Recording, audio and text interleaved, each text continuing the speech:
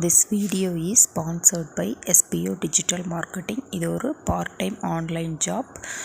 House wives, college students யார் வேணாலும் skip பண்ணாதீங்க. பெரிய தப்பு. தினம் 300 ரூபாய் சம்பாதிக்க அரிய வாய்ப்பு. இன்ஸ்டாகிராம், ஃபேஸ்புக் பயன்படுத்த தெரிந்தால் போதும் content post and content publishing மூலமா தினம் 300 ரூபாய் சம்பாதிக்கலாம். இந்த வேலை செய்ய 5 நிமிடம் போதும். Work training support, group communication support, all language customer live chat support, முக்கியமா சொந்தமா ஒரு பிசினஸ் ஸ்டார்ட் பண்ற அளவுக்கு உங்களால கற்றுக்கொள்ளவும் முடியும், சம்பாதிக்கவும் முடியும். இந்த வேலை வாய்ப்பு வழங்குவது 5 வருடத்திற்கு மேல ரன் ஆகிட்டு இருக்க நம்ம தமிழ்நாட்டு company school of business organisation private limited. மேலும் விவரங்களுக்கு டிஸ்கிரிப்ஷன்ல கொடுத்திருக்க நம்பருக்கு வாட்ஸ்அப் பண்ணுங்க.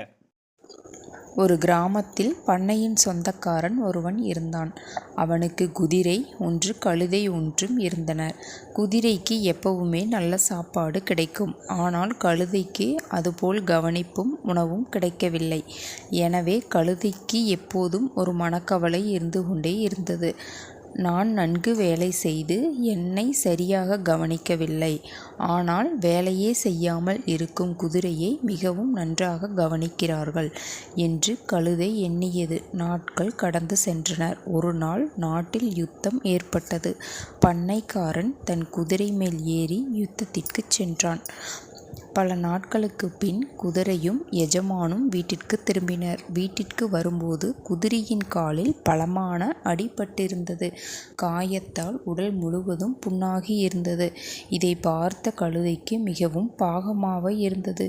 இதுவரை குதிரைக்கு கிடைத்த உபசரிப்பு பற்றி தவறாக நினைத்து கொண்டிருந்த கழுதை புரிந்து கொண்டது. கழுதை குதிரையிடம் சென்று, நண்பா, இந்நாள் வரை உனக்கு கிடைத்த உபசரிப்பை நினைத்து நான் பொறாமைப்பட்டுள்ளேன். உன்னை நான் தவறாக எண்ணியுள்ளேன். தயவு செய்து என்னை மன்னித்து விடு என்று கூறியது. அதன் பிறகு அன்று முதல் குதிரை மற்றும் கழுதைகள் இருவரும் மிகவும் நண்பர்களாக மாறினர்.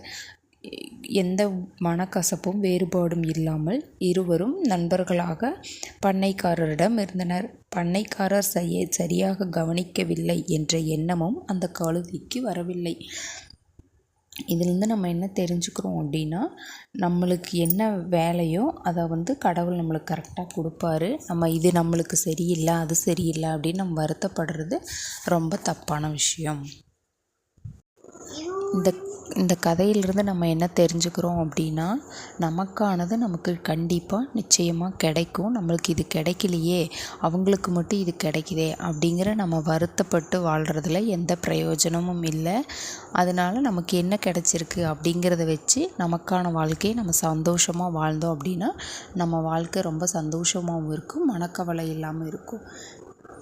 இது மாதிரி நம்ம வாழ்க்கை நடத்துகிறோம் அப்படின்னா நம்மளுக்கு எந்த பிரச்சனையும் வராது. அப்படி ஏதாவது பிரச்சனை வருது அப்படின்னாலும் அதை நம்ம எப்படி சரி பண்ணணும் அப்படிங்கிறதையும் நம்ம பழகிக்குவோம். நன்றி.